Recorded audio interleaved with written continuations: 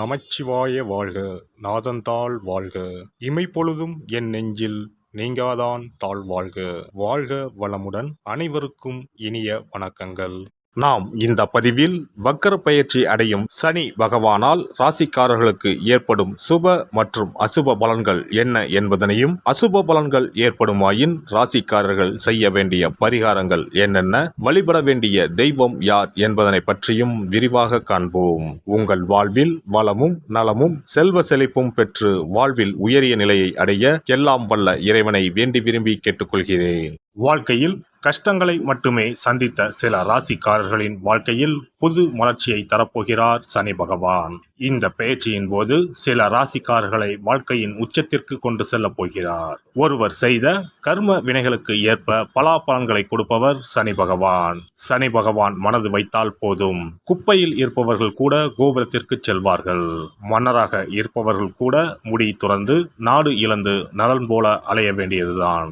சிவனாக இருந்தாலும் யமனாக இருந்தாலும் சனியின் தண்டனையில் இருந்து தப்ப முடியாது. எல்லோருக்கும் ஒரே தீர்ப்புதான்.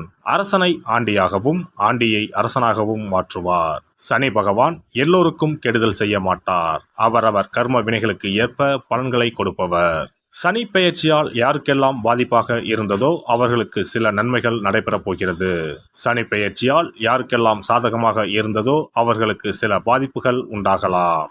வருகிற ஜூன் மாதம் 30ஆம் தேதி சனி பகவான் கும்பராசியில் வக்கர பயிற்சி அடையப் போகிறார். அதாவது எதிர் திசையில் நகரப் போகிறார். இந்த நிகழ்வானது ஜூன் மாதம் 30ஆம் தேதி இரவு 12:35 சனியின் சொந்த ராசியான கும்பராசியில் நடக்கப் போகிறது.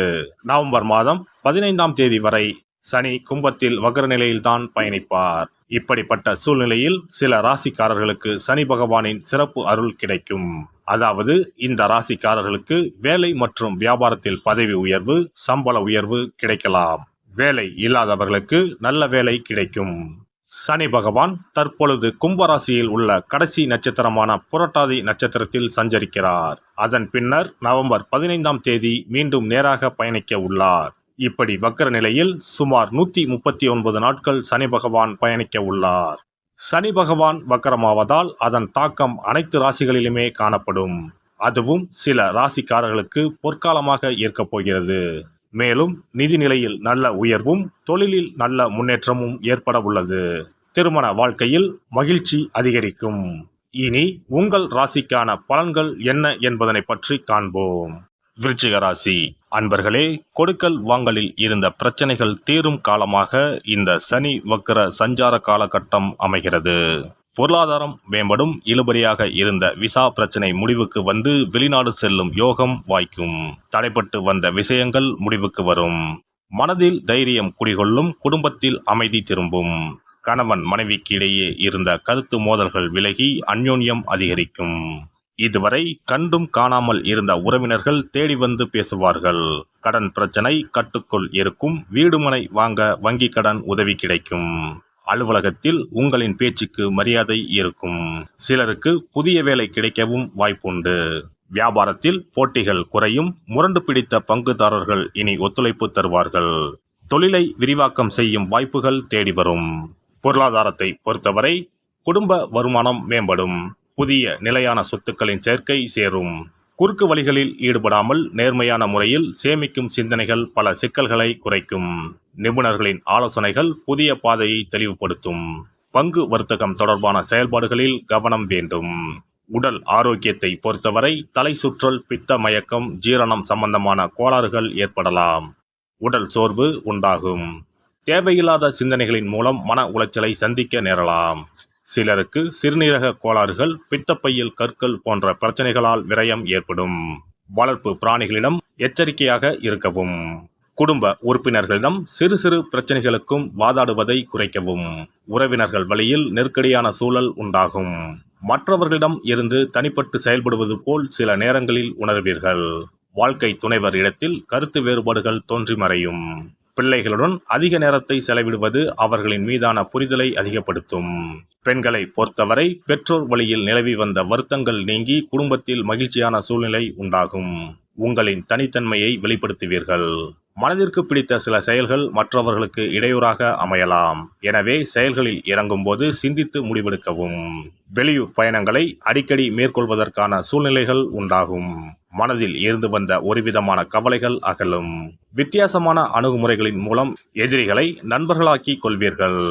மாணவர்களை பொறுத்தவரை கல்வியில் இருந்து வந்த ஆர்வமின்மை குறையும். மறதி தொடர்பான சில இன்னல்கள் அவ்வப்போது ஏற்பட்டு நீங்கும்.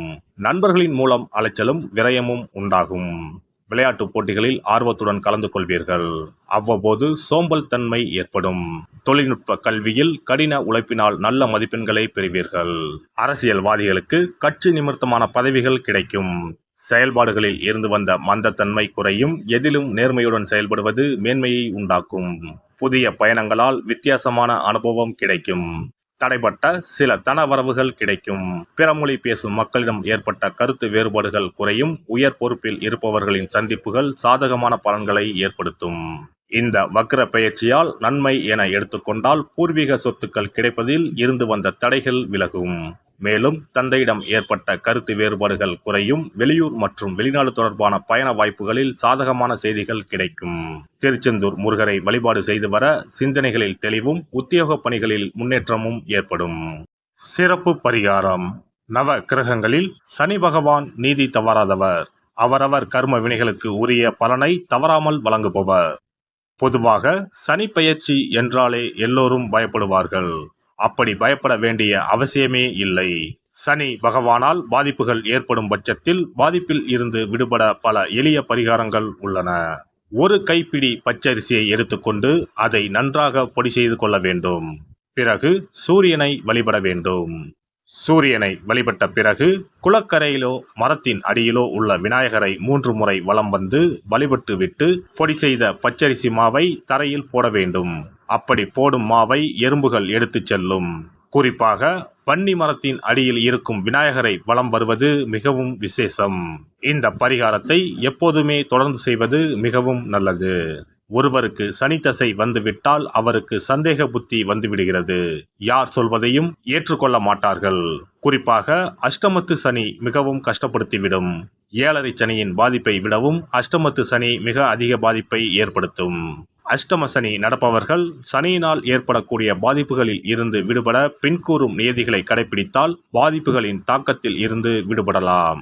சனி தசை நடக்கும்போது எந்த செயல் செய்தாலும் தாமதமாகும். அதற்காக கோபப்படக்கூடாது. பொறுமையாக இருக்க பழகிக்கொள்ள வேண்டும். தினமும் காகத்துக்கு எள் கலந்த சாதம் வைக்கவும். பிரதோஷ பூஜைகளில் பங்கேற்பது நல்லது. சனிக்கிழமை தோறும் சனி பகவானுக்கு இரும்பு அகல் விளக்கில் நல்லெண்ணெயில் தீபம் ஏற்றி வழிபடவும். கருங்குவளை மலர்களால் சனி பகவானுக்கு அர்ச்சனை செய்து வரலாம். வன்னி மர இலைகளை மாலைகளாக தொடுத்து சிவபெருமானுக்கு சனிக்கிழமை தோறும் சாற்றி வணங்கி வழிபடவும். சனிக்கிழமை அன்று அசைவ உணவு கண்டிப்பாக சாப்பிடக்கூடாது. சனிக்கிழமை தோறும் நல்லெண்ணெய் குளியல் செய்தால் கெடுதல் குறையும். விநாயகர் வழிபாடு செய்யலாம். அனுமன் வழிபாடு சனி பகவானின் தொல்லைகளை குறைக்கும். ஞாயிற்றுக்கிழமை மாலை ராகு கால வேளையில் கால பைரவரை வணங்கி வரலாம். தேய்பிறை அஷ்டமி நாளில் கால பைரவரை வணங்கி வருவது நன்மை தரும். ஏழை மாணவர்களின் படிப்பு செலவுக்கு உதவலாம். சனி பிரதோஷ வழிபாடு செய்வது சிறப்பு. அன்னதானத்துக்கு உதவி செய்யலாம். சித்தர்களின் பீடங்கள் ஜீவ சமாதி பீடங்களுக்கு சென்று வணங்கி வழிபடலாம். வன்னி மரத்தை சுற்றி வந்து வணங்க வேண்டும். இதனால் சனி பகவானின் கொடுமையான பாதிப்புகள் விலகிவிடும். பிரதோஷ காலத்தில் சிவபெருமானுக்கு வில்வ இலை கொடுத்து வணங்க வேண்டும். தினமும் ராமநாமம் ஜபித்து வந்தால் சனி பகவானின் தொல்லையிலிருந்து தப்பிக்கலாம். கால்கள் இல்லாமல் நடக்க இயலாதவர்களுக்கு இயன்ற உதவியை செய்யலாம். இந்த வழிமுறைகளை முறையாக கடைபிடித்து சனியினால் ஏற்படக்கூடிய பாதிப்புகளின் தாக்கத்தில் இருந்து விடுபடலாம். எல்லாம் வல்ல இறையருளால் நீங்களும் உங்கள் அன்பு குடும்பமும் உடல் நலம், நீலாயுள், நிறை செல்வம், உயர் புகழ், மெய்ஞானம் ஓங்கி வாழ்க வளமுடன். இந்த வீடியோ பதிவு உங்களுக்கு பிடித்திருந்தால் லைக் பண்ணுங்க, கமெண்ட் பண்ணுங்க, ஷேர் பண்ணுங்க. மறக்காம சப்ஸ்கிரைப் பண்ணுங்க. பக்கத்துல இருக்கிற பெல் பட்டனை கிளிக் பண்ணுங்க. நன்றி, வணக்கம். ஓம் நமச்சிவாய. சிவாய நம.